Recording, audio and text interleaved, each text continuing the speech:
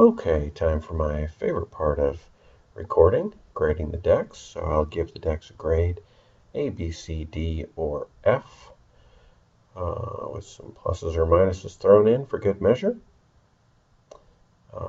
So let's dig in. Tribes draft. We'll start with Chiaro. Chiaro, I guess that's how you say that. Let's see, Chiaro, you played 32 cards. And he even had some good stuff like an epic battle axe and a command creature and a grown whelp. Because you played 32 cards, you fail. F.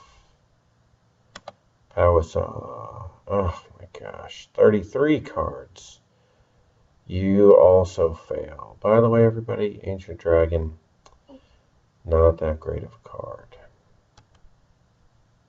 Although, that often doesn't stop me from playing it.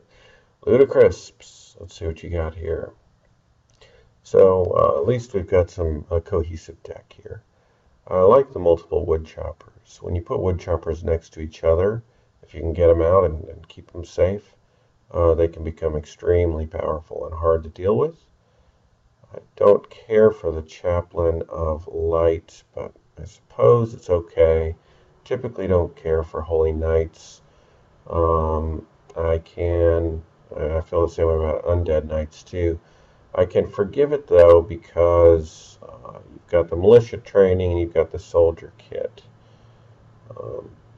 I do like the soldier kit with the holy creatures and the brash conscripts. I like the blood seals. There's not really much to fault here. Shaman of the Earth is a sideboard card, so probably should not have been in the deck against me unless I guess maybe I did play some gear cards against him, but really I can't imagine why you'd want to spend 3 mana for a 2/2 creature that you're then going to destroy to get rid of a 2 mana gear, which is the only gear that you saw. So to me that doesn't seem like a play that makes a whole lot of sense. But pretty solid deck. There's not a ton of super exciting stuff. The command creature is probably the most exciting thing. The rest is all kind of combo cards. Molten Finger's pretty fun too. But you know, I'll give this. I'm gonna give it a B. I'm kind of debating between B and B plus, but I think this is a B deck. Strong enough to finish in the money though. So, all right, let's take a look at Wiki. Master Tutor, 2 Echo Bolts, a Smack, 2 Grown Whelps,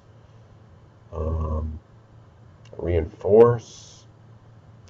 Living Sword is not a card I would play, and let me try to see if I can fathom why he's playing Diviners. Whenever another allied Dryad or Fairy creature enters play, that creature gains Resist. Of course, as we know, the most common removal, Smack, cuts right through Resist because it's not magic damage. Echo Bolts are rare. I guess also another common removal is the Grown Whelp, so I suppose maybe it makes some sense on some level, but in reality I don't feel like it does. Get rid of the Diviners. Love the Frightwing. Squad Commander, oh, that's perfect with these Dragon Worshippers. You got the Dragon Worshippers. There's just a lot to like here, except for this line right here. Why do you have those Dryads? I hate the Dryads. Still, very powerful. This would be a solid A if it didn't have the Dryad line.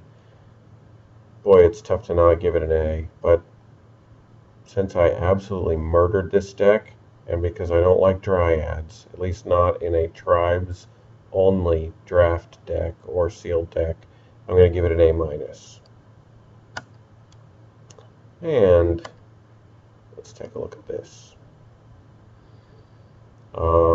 So, got the Pub Crawlers, the Firestorm Shaman, got all the element creatures, 4 Dying Flames, supported by 5 other element creatures at the end here. That's pretty solid. It's really tough to overcome multiple 3/3 for 3s. Dragon Worshipper is nice. With the Frightwing Drake and Grown Whelp, you know, you might want a little bit more to support it, but in the end it worked out fine. The inefficient contraptions are good cards, but you do need to be careful kind of when you play them. Exchange is